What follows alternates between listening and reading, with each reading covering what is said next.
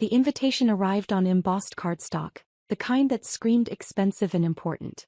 Gold lettering announced my father's retirement celebration after 35 years as a senior partner at Morrison & Walsh, one of Philadelphia's most prestigious law firms. I was reading the details when I noticed the asterisk at the bottom. Below, in smaller print, "This is a professional celebration for distinguished guests. Please refrain from bringing unemployed or casually employed relatives. We want to maintain an atmosphere of achievement." I stared at those words for a full minute. My phone buzzed. A text from my sister Victoria. "Got the invitation? The unemployment comment is about you, obviously. Dad doesn't want you embarrassing him in front of his law firm partners. Just stay home." Seriously. Another text. "Half these people are judges and corporate attorneys. They don't need to meet Dad's 28-year-old unemployed son who does consulting nothing. Please just don't come."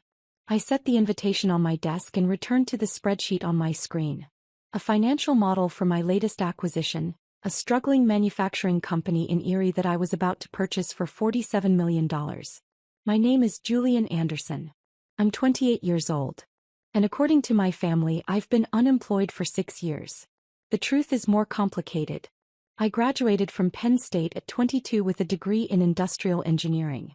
My family expected me to follow my father and sister into law, or at least pursue something they understood. Investment banking, consulting at a prestigious firm, corporate management. Instead, I told them I wanted to start my own business. Dad had laughed. Doing what exactly? Buying struggling manufacturing companies and turning them around. With what money? Do you have any idea how much capital that requires? I'll start small. Bootstrap it. Victoria, already 2 years into her position at Dad's law firm, had rolled her eyes. "Julian, be realistic. You can't just decide to buy companies. That's not how the world works." "I know how it works.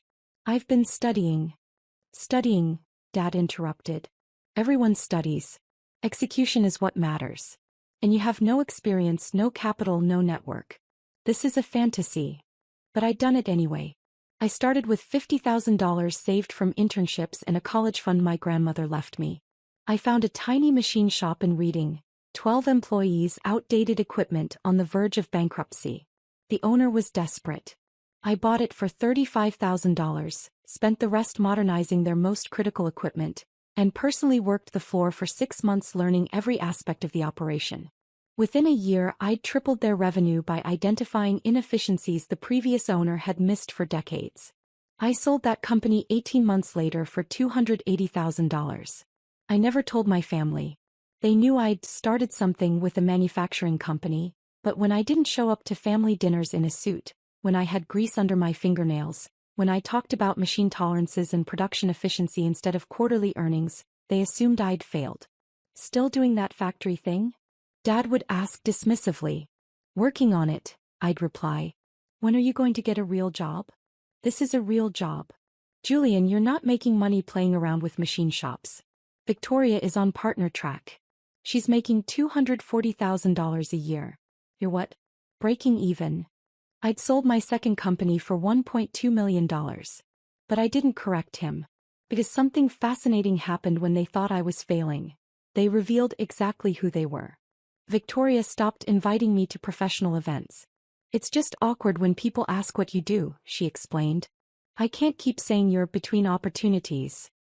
Mom started introducing me at social functions as our son who's still figuring things out. The pity in her voice was thick enough to cut. Dad simply stopped mentioning me to his colleagues entirely. I became the family secret, the disappointing son who'd rejected their path and predictably failed at his own. But I kept buying companies, kept learning, kept growing. By 25, I owned 4 manufacturing companies generating $8.3 million in annual revenue. By 27, I'd expanded to 9 companies across Pennsylvania and Ohio, with combined revenues exceeding $43 million. I employed 387 people. I'd become known in industrial circles as a turnaround specialist, the guy who could take a failing manufacturer and make it profitable within 18 months. Last year, the Pennsylvania Manufacturing Association named me Emerging Industrialist of the Year.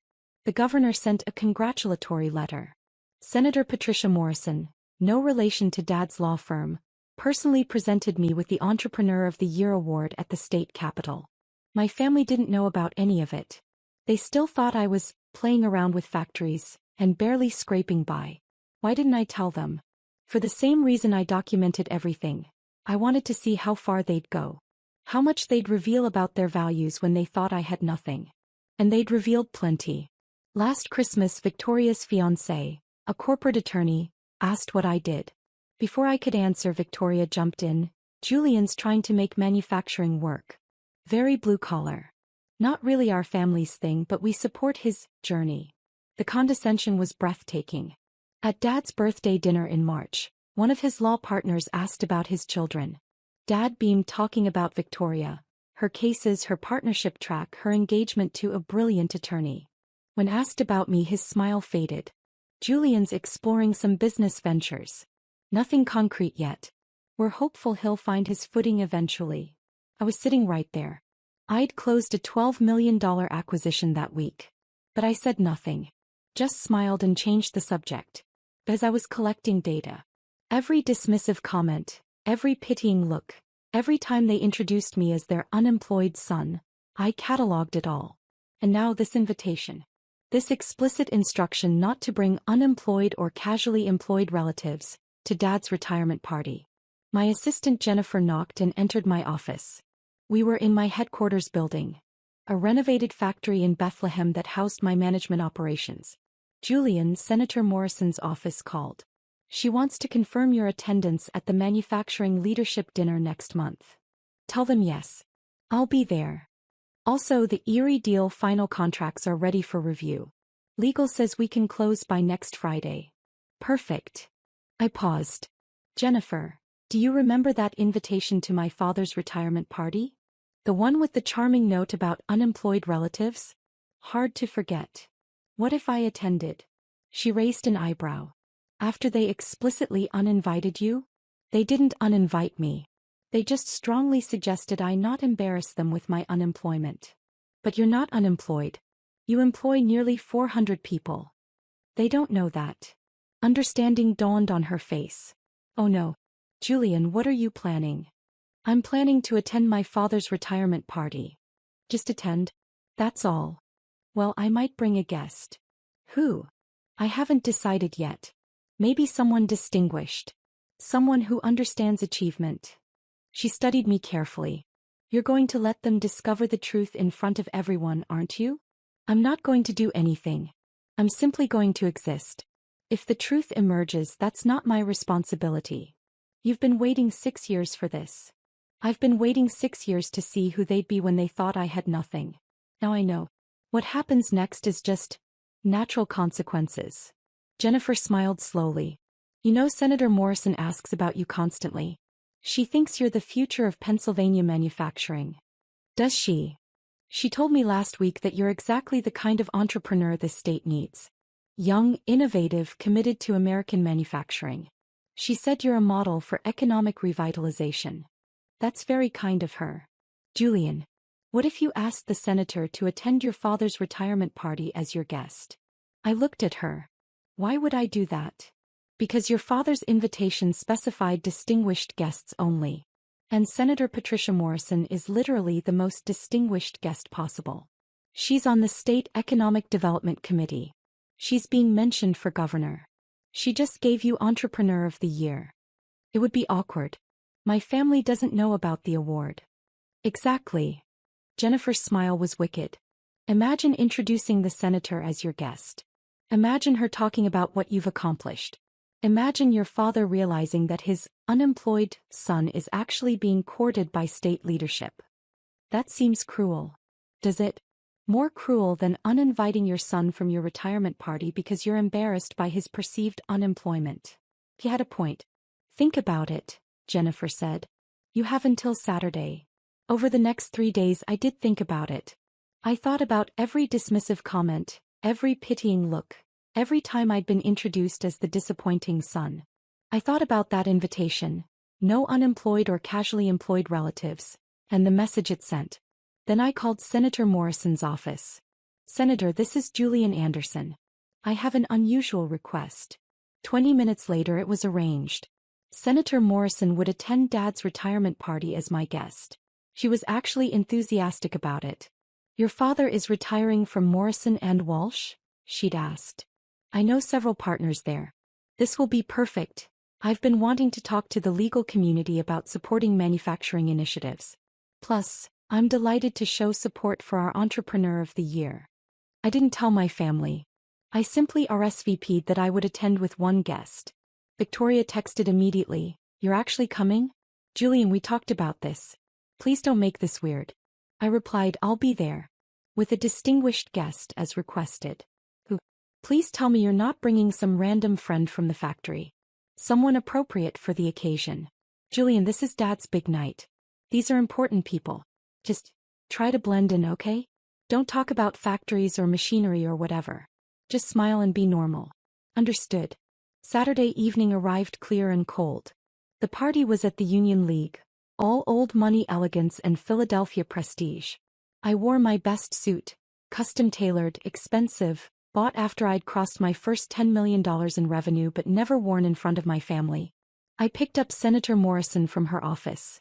She was in her late 50s, elegant and sharp, with a reputation for supporting Pennsylvania business with fierce dedication. "Julian, I have to admit I'm curious about tonight. You've never mentioned your family knowing about your work." "They don't." "How is that possible? You're one of the most successful young manufacturers in the state." "I never told them. They assumed I was failing and I never corrected them." She was quiet for a moment. "That must have been difficult." "It was educational." "And tonight? They're going to find out." "Only if it comes up naturally in conversation." She smiled. "Julian, I'm a United States Senator attending your father's retirement party. I'm going to be asked how I know you. What should I say?" "The truth." "The truth that you're my Entrepreneur of the Year? That you employ nearly 400 people? That you're revolutionizing small-scale manufacturing in Pennsylvania?" "If it comes up." "It's going to come up." We arrived at the Union League at 6:45. The party started at 7 o'clock, but I wanted to make an entrance. The ballroom was already filling with guests. Lawyers in expensive suits, judges, corporate executives. Dad was near the entrance, greeting people with Mom beside him. Victoria was networking aggressively, her attorney fiancé Marcus at her side. I watched them for a moment before entering. This was their world, polished, prestigious, all surface and status. Then I walked in with Senator Morrison. The first person to notice was the event coordinator, who clearly recognized the senator. His eyes widened and he immediately approached. "Senator Morrison, this is an unexpected honor. We had no idea you'd be attending." The senator smiled graciously. "I'm here as Julian's guest. He invited me and I couldn't refuse. Julian is one of Pennsylvania's most promising young leaders." The coordinator looked at me blankly. "Julian. Julian Anderson. The guest of honor's son." Recognition and confusion fought on his face. "Mr. Anderson's son? I didn't realize you knew each other." "Julian received my Entrepreneur of the Year award last month," the senator said warmly. "We've worked together on several manufacturing initiatives. He's doing remarkable work." The coordinator's confusion deepened, but he led us into the ballroom. Heads turned as we entered. Senator Morrison was recognizable and people were clearly trying to figure out who she was with and why. Dad saw us from across the room. I watched his face cycle through emotions. Recognition of me, confusion about my suit, shock at seeing the senator, complete bafflement about us being together. He excused himself from his conversation and walked over quickly. "Julian." His voice was strained. "You came. Of course. It's your retirement party. And you brought." He stared at Senator Morrison. "Senator Patricia Morrison," I said. "Senator, this is my father, David Anderson." Dad's professional instincts kicked in. He extended his hand. "Senator Morrison, I had no idea you knew my son. David, congratulations on your retirement. Julian has told me wonderful things about your career." She shook his hand warmly. "And yes, Julian and I have worked together quite extensively. He's one of my favorite success stories." "Success stories?" Dad's voice cracked slightly. "Didn't he tell you? Last month I presented him with Pennsylvania's Entrepreneur of the Year award at the state capitol." His work in manufacturing revitalization is exactly the kind of economic development our state needs. Dad looked at me like I'd grown a second head. Entrepreneur of the Year? It was a small ceremony, I said mildly. Small. The senator laughed. The governor attended, David. It was quite a significant honor. Mom had materialized beside Dad, her face a mask of confusion. I'm sorry, I think there's been some mistake. Julian he isn't. Employed? The senator finished gently. Oh, I understand. Julian mentioned his family thinks he's unemployed. I found that quite amusing, given that he's one of the largest employers in the Pennsylvania manufacturing sector. The blood drained from Mom's face. Victoria appeared, Marcus in tow. She took one look at the senator and her eyes went wide. Senator Morrison? What are you doing here? I'm Victoria Anderson, my sister said, extending her hand with her professional smile. I'm a corporate attorney at Morrison & Walsh. It's an honor to meet you. Ah yes, Julian's sister. He's mentioned you. The senator's tone was polite but cool. I'm here as Julian's guest. He's been too modest about his accomplishments, so I thought I'd attend and set the record straight. Accomplishments? Victoria's smile was strained. Julian, what is she talking about? Before I could answer, one of Dad's senior partners approached. Thomas Morrison, a named partner at the firm. Patricia.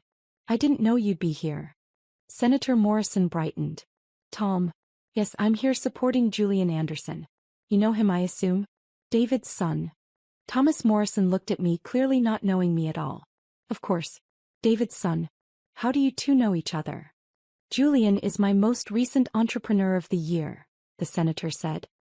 He's revolutionizing small-scale manufacturing in Pennsylvania. 9 companies, nearly 400 employees, over $40 million in annual revenue. Tom, you should talk to him about his work. It's exactly the kind of economic development story Pennsylvania needs. Thomas Morrison's eyebrows shot up. 9 companies. David, you never mentioned your son was running a manufacturing empire. Dad's mouth opened and closed soundlessly. Oh, didn't you know? The senator's voice held a note of surprise that sounded genuine but probably wasn't. Julian's been quite successful.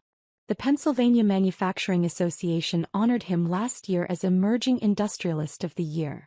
This year, I had the pleasure of giving him the state's highest entrepreneurial honor. More people were gathering now, drawn by the presence of a U.S. senator. Several of Dad's law partners, 2 judges, a handful of corporate executives. All listening. Victoria found her voice. Julian, is this some kind of joke? No joke, I said quietly.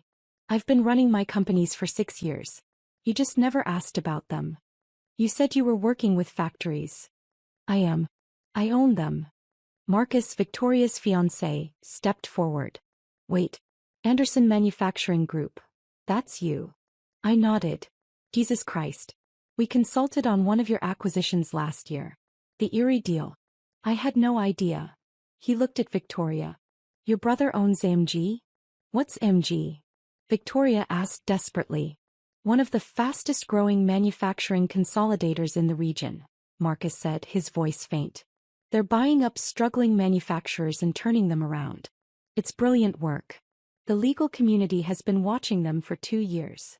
The senator nodded approvingly. Julian has a particular genius for identifying value others miss. He sees potential in companies that others have written off.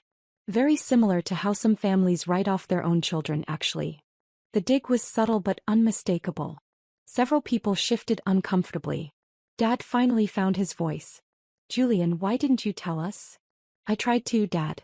3 years ago I mentioned I'd bought my 3rd company. You said I was playing around with factories. 2 years ago, I told you I'd been honored by the Manufacturing Association. You said, that's nice, when are you getting a real job? I don't remember that. I do. I remember every conversation where you dismissed what I was building.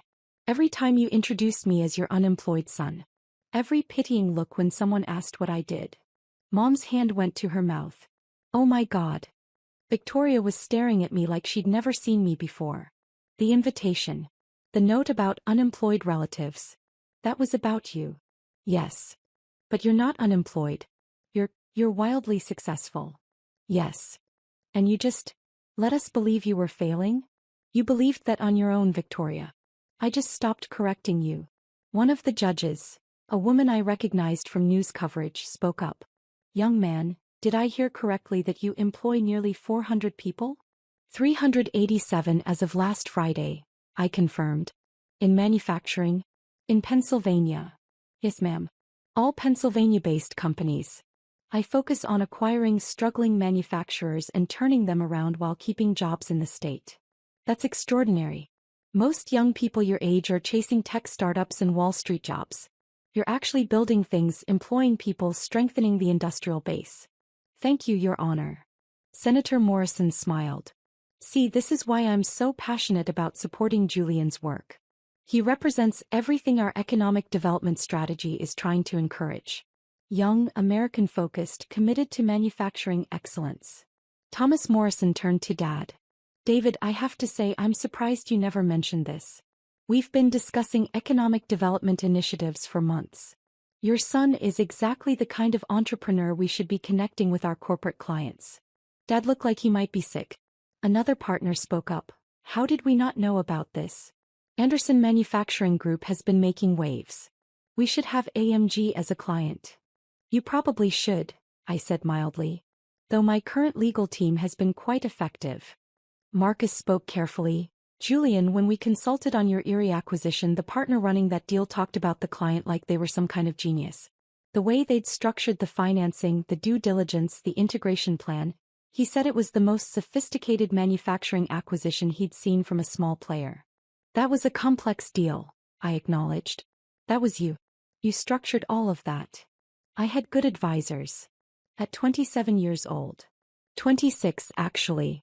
The Erie deal closed last year. The crowd around us had grown.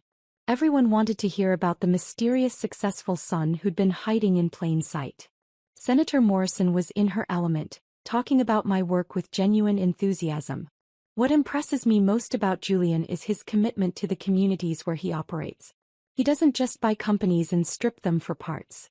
He invests in them, modernizes equipment, trains workers. Last year, his company spent $2.3 million on workforce development programs. A corporate executive I didn't recognize asked, "What's your exit strategy? Are you building to sell to a larger consolidator?" No. I'm building to last. Manufacturing matters. These companies employ real people in real communities. I'm not interested in flipping them for profit. I'm interested in proving that American manufacturing can be competitive, profitable, and sustainable.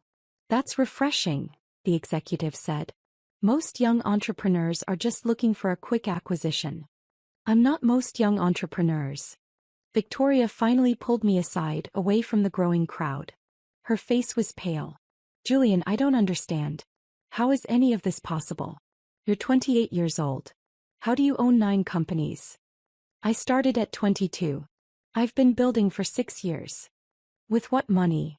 I started with $50,000 from Grandma's college fund.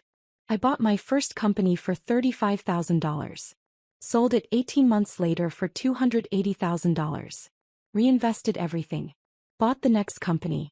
Then the next. Each sale funded the next acquisition. After the third exit, I had enough capital to start keeping companies instead of just flipping them. But we never knew. We never saw any money, any success, any. You never asked to see it, Victoria. You just assumed I was failing. Because you looked like you were failing. You wore jeans to family dinners. You had grease under your fingernails. You talked about machines and factories. Instead of quarterly reports and billable hours? She flinched. That's not fair. Isn't it? You measured success by your standards. Suits and corporate jobs in prestigious firms. When I didn't fit that model, you assumed I was unsuccessful. You never considered that I might be building something real. Marcus approached carefully. Julian, I owe you an apology. Victoria told me you were struggling and I accepted it. I should have asked more questions. Why would you? You trusted what my family told you. They were wrong. Yes, they were. Dad appeared, looking shaken. Julian, can we talk? Privately. We can talk here. Please. I need to understand. What's to understand, Dad? He thought I was unemployed. You were embarrassed enough to put it in the invitation to your own retirement party. No unemployed or casually employed relatives. That was about me. I didn't write that. The event coordinator. You approved it. You read that invitation and thought, yes, that's appropriate. Better keep Julian away from my important colleagues. His face crumpled. I thought I was protecting you. I thought if you came, people would ask what you did and you'd be humiliated by having to explain. Explain what? That I own 9 manufacturing companies? That I employ nearly 400 people? That a United States senator thinks I'm the future of Pennsylvania manufacturing? Yes, Dad, that would have been humiliating. Mom had tears running down her face. Julian, we didn't know. How could we know? You could have asked. Any time in the last 6 years, you could have asked one real question about my work. You could have visited one of my facilities. You could have shown interest instead of dismissal. But you didn't because you'd already decided I was a disappointment. Victoria's voice was small. We're so sorry. Are you sorry for dismissing me? Or sorry that you were wrong about me? She had no answer. The party continued around us, but our small family drama had become the center of attention. Senator Morrison was holding court near the bar, talking about manufacturing policy with several of Dad's partners. Periodically she'd gesture toward me and I'd catch phrases like remarkable young man, and exactly the kind of leadership we need. Thomas Morrison approached our family circle. David, I hope you don't mind, but I've been talking with the senator about Julian's work. We'd very much like to have Anderson Manufacturing Group as a client. Would you be open to a meeting next week, Julian? Before I could answer, Dad spoke. Julian already has legal representation. I'm aware. But given the family connection, I thought. No, I said firmly. My current legal team has served me well. I see no reason to change.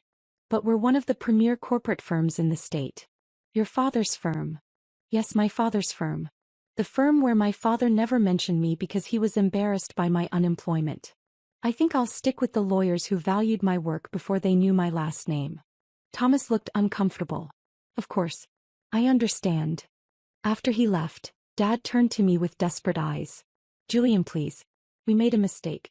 Let us make it right. How? By giving me what I never needed. Your approval now that I've proven successful by your standards? Dad, I didn't build my companies for you. I built them because I love this work. Because I believe in American manufacturing. Because I wanted to prove that you could succeed without following the traditional path. And you did prove that. You proved it spectacularly. But you never saw it. You were so convinced your path was the only path that you couldn't see success when it was right in front of you. Victoria spoke quietly. What do you want from us, Julian? Tell us how to fix this. I looked at my sister. Brilliant, accomplished, and so certain that her version of success was the only version that mattered. I want you to understand that you didn't fail to notice my success. You actively dismissed it. Every time I tried to share something about my work, you changed the subject or made a joke or pitted me. You didn't just overlook my achievements. You invalidated them because they didn't match your expectations. We'll do better, Mom said desperately. We'll learn about your companies, we'll visit your facilities, Will you? Or will you just feel embarrassed that your unemployed son turned out to be successful, and now you have to recalibrate your narrative? The question hung in the air. Senator Morrison appeared at my elbow. Julian, I hate to interrupt, but Judge Chin would like to meet you. She's very interested in your workforce development programs. Of course, Senator. I turned to my family. Excuse me. I have networking to do. With distinguished guests. I walked away, leaving them standing in their broken assumptions. The rest of the evening was surreal. I spent 2 hours talking with judges, attorneys, and executives, all of whom were fascinated by my work and impressed by my success. Several offered opportunities, partnerships, investments, advisory roles. My family watched from a distance, clearly unsure how to approach me. Around 9 p.m., Dad's retirement toast began. Thomas Morrison spoke about Dad's career, his contributions to the firm, his dedication to his work. Then he added something unscripted. David has always been a man who valued success and achievement. Tonight we've discovered that those values run in his family, perhaps in unexpected ways. His son Julian is proof that success comes in many forms. While David was building legal precedents, Julian was building companies. While David was winning cases, Julian was winning awards. Different paths but the same excellence. It was generous. More generous than Dad deserved. But it also highlighted the irony. Dad's retirement party had become, in part, about his son's unexpected success. After the toast, Victoria found me again. Julian, can we please talk? Really talk. About what? About everything. About how we failed you. About how we can move forward. I studied her face. She looked genuinely stricken, genuinely sorry. Victoria, I don't know if we can move forward. Not immediately. You spent 6 years treating me like a failure. That doesn't erase with one conversation. I know. But we have to start somewhere. Then start by understanding something. I didn't hide my success to punish you. I built it quietly because I wanted to see who you'd be when you thought I had nothing. And you showed me. You showed me that your respect was conditional. Your pride was transactional. You loved the idea of me more than you loved the reality of me. Tears were running down her face now. That's not true. We love you. Do you? Or do you love successful me? Because for 6 years, you didn't love struggling me very much. That's not, we always loved you, you just what? Wished I was different? Wished I'd followed your path? Wished I was less embarrassing? She couldn't answer.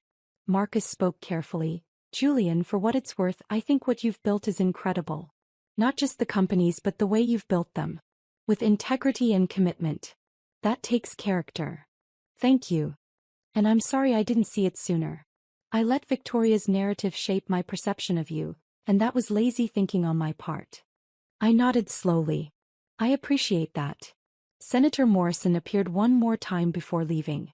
Julian, thank you for inviting me tonight. It was quite illuminating. Thank you for coming, Senator.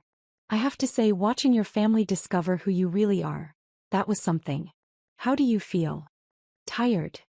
She smiled sympathetically. I imagine so. But Julian, remember this. You built something remarkable with no support from them. That's not a burden, that's proof of your strength. Whether they come around or not, you've already succeeded. I appreciate that. And one more thing. Next month's manufacturing leadership dinner. I'd like you to speak. Just 10 minutes about your journey, your philosophy, your work. These are the state's top industrial leaders. They should hear from you. I'd be honored. After she left, I found my parents one more time. They were sitting at a table in the corner, looking exhausted and devastated. Julian, Dad started as I approached. I've been thinking about what you said. About how we never asked. And you're right. We never did. We just assumed and we were wrong. Yes, you were. Can I ask now? Can I learn about what you've built? I considered this carefully. You can ask. But Dad, you need to understand something. My companies aren't just impressive by accident. I built them the way I did. Quietly, without fanfare, without seeking approval, because I wanted to prove something to myself. I wanted to prove I could succeed on my own terms, without the Anderson name, without connections, without following the expected path. And you did. Yes, I did. And that success is mine. It's not ours. It's not the family's achievement. It's mine. I built it alone, and that's important to me. Mom spoke softly. We understand. Or we're trying to understand. Are you? Because right now I think you're just embarrassed. Embarrassed that you uninvited your unemployed son who turned out to be more successful than you realized. Embarrassed that a United States senator knows more about your son's career than you do. Embarrassed that your narrative was completely wrong. That's harsh, Dad said. Is it? Harsher than putting no unemployed relatives on an invitation to your own son. He flinched. I pulled out my phone and showed them a photo. Me at the state capitol with Senator Morrison, holding the Entrepreneur of the Year award. The governor was in the background, applauding. This happened 5 weeks ago, I said. You never asked why I went to Harrisburg. You never asked why I was wearing a suit that day. You never wondered if something important was happening in my life. Mom stared at the photo, fresh tears falling. You won Entrepreneur of the Year and we didn't even know. Because you didn't ask. Because you weren't interested in anything that didn't fit your narrative of Julian the disappointment. What do we do now? Dad asked helplessly. You sit with this. You think about what it means that you valued perception over reality. You think about what it means that you were embarrassed by your son based on assumptions rather than facts. And you decide if you want to change. We do want to change. Mom said desperately. Then prove it. Not tonight, not with grand gestures. Prove it over time. Prove that you can value me when I'm not performing success for you. Prove that your love isn't conditional on achievement. I left them there and walked out of the Union League into the cold Philadelphia night. My phone started buzzing immediately. Texts from colleagues who'd heard about the party, emails from business contacts, even a message from Senator Morrison's chief of staff about scheduling the speaking engagement. But nothing from my family for 3 hours. Then finally a text from Victoria. I've been reading about your companies. All the articles, the awards, the coverage. Julian, what you've built is extraordinary. And I'm so sorry I never saw it. I didn't reply. Another text, I know you're angry. You have every right to be. But please don't give up on us completely. We want to learn. We want to do better. I typed, actions matter more than words. Show me. We will. I promise. The next morning I woke to an email from Dad. Julian, I didn't sleep last night. I kept thinking about everything you said, everything we missed. You're right. We actively dismissed your success because it didn't match our expectations. We measured you by our standards instead of recognizing that you were building something remarkable on your own terms. I can't change the past 6 years. I can't undo the invitation that hurt you. I can't erase all the dismissive comments and pitying looks. But I can change going forward. I can learn about your work. I can try to understand what you've built. I can work to earn back your trust. If you're willing to let me try. That. I read it twice, then set my phone down. 3 days later, Dad showed up at my headquarters in Bethlehem unannounced. Jennifer buzzed me from the front desk. Julian, your father is here. He doesn't have an appointment. Send him up. Dad walked into my office and stopped, looking around at the space. The industrial aesthetic, the photos of my facilities, the awards I'd never displayed at family gatherings. This is impressive, he said quietly. Thank you. Can you show me around? Explain what you do here. I studied him carefully. He looked older than he had at the party, more uncertain. Why? I asked. Because I want to understand. Because I should have asked years ago. Because you're my son and I don't actually know what you do all day. So I showed him. The office, the operations center, the financial planning room. I explained how I identified acquisition targets, how I evaluated their potential, how I structured deals. I showed him the monitoring systems we used to track performance across all 9 facilities. He asked questions, good questions, thoughtful questions. Questions that showed he was actually trying to understand. After 2 hours we sat in my office over coffee. Julian, this is remarkable. The systems you've built, the way you've structured everything. This is sophisticated work. I know. Why didn't you tell us? I tried to, Dad. You didn't want to hear it. He nodded slowly. I've spent my career being certain I knew how success worked. Law school, prestigious firm, making partner. That was the path. When you chose differently, I thought you were making a mistake. I wasn't making a mistake. I was making a choice. I see that now. But Julian, I need you to understand something. It wasn't about you. It was about me. About my fear that if your path worked, it meant my certainty about the right path was wrong. That stopped me. What do you mean? I mean, I was threatened by your success. If you could build something remarkable without following my path, it meant my path wasn't the only way. It meant all my certainty was just preference, not truth. So you dismissed me to protect your worldview? Yes. And that's inexcusable. We sat in silence for a moment. Can I ask you something? Dad said finally. The invitation. The note about unemployed relatives. Did you know about it before the party? Yes. Victoria texted me to make sure I understood I wasn't welcome. And you came anyway. I came with a United States senator who'd given me Entrepreneur of the Year. He smiled sadly. That was quite a statement. It was the truth. You wanted distinguished guests only. Senator Morrison is literally the most distinguished guest possible. Fair point. He paused. Are you glad it happened the way it did? The public discovery. I thought about this carefully. I'm not glad you dismissed me for 6 years.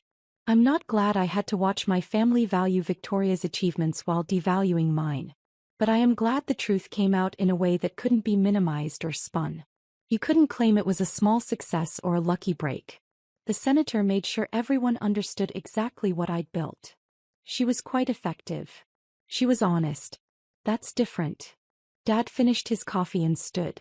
Thank you for showing me around.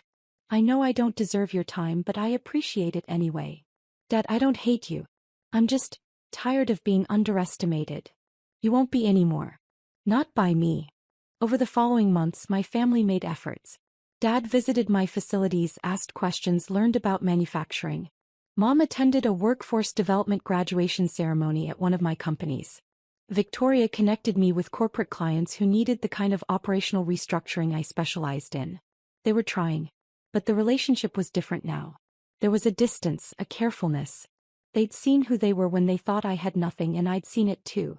That knowledge couldn't be erased. 6 months after Dad's retirement party, I was having dinner with Victoria and Marcus. She'd been reading everything she could find about my work, trying to understand what she'd missed. Julian, can I ask you something? Why manufacturing? Of all the things you could have done, why buy factories? Because manufacturing matters. It's tangible. It creates real value. And everyone had written it off as dead, which meant there was opportunity. I could buy struggling companies cheaply, fix what was broken, and prove that American manufacturing could still be competitive. And you were right. So far. What's next? More acquisitions. Some. But I'm also looking at vertical integration. If I own companies at different points in the supply chain, I can reduce costs and improve quality. Marcus leaned forward. That's brilliant. Most people wouldn't think at that scale. Most people were trained to think inside existing structures. I didn't have that training, so I thought differently. Victoria smiled. You mean you didn't go to law school? Exactly. Do you resent us? She asked suddenly. For pushing you toward law, for dismissing you when you chose differently? I did resent you. For a long time. But now I'm just grateful in a strange way. If you'd supported me from the beginning, I might have sought your approval instead of building something independently. Your dismissal forced me to prove myself to myself, not to you. That's a generous way to frame it. It's honest. You gave me a gift, you just didn't mean to. She was quiet for a moment. I've been thinking about the invitation. The note about unemployed relatives. Every time I remember it, I feel sick. Don't. It taught me who you were when you thought I had nothing. That's valuable information. And now? Who are we now? You're trying. That's something. But Victoria, you need to understand, I don't need you to be proud of me now. I needed you to respect me then. The fact that you're proud now that you know I'm successful, that's about you, not me. She nodded, tears in her eyes. You're right. And I'm sorry. I know. A year after the retirement party, Senator Morrison invited me to speak at the State Economic Development Summit. The governor was there along with business leaders from across Pennsylvania. My family attended. All of them. They sat in the audience as I spoke about building sustainable manufacturing, about the importance of investing in people and communities, about proving that American industry could compete globally. After my speech, the governor approached me personally. Mr. Anderson, I've been following your work. We'd like to discuss some policy initiatives around manufacturing revitalization. Would you be interested in serving on an advisory committee? I'd be honored, Governor. I saw my father watching from across the room, pride and regret both visible on his face. After the event, we had dinner. Me, my parents, Victoria, and Marcus. It was easier now, more comfortable. They asked real questions. They listened to my answers. They treated my work with the respect it deserved. But I never forgot who they'd been when they thought I had nothing. That night, as I drove home alone, I thought about the journey. 6 years of being dismissed. 6 years of building in silence.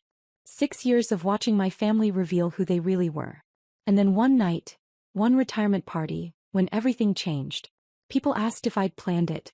If I'd orchestrated the public revelation. The truth was simpler. I'd just lived my life. Built my companies. Won my awards. The retirement party was going to happen regardless. The invitation excluding unemployed relatives was going to be sent regardless. Senator Morrison and I were already connected through my work.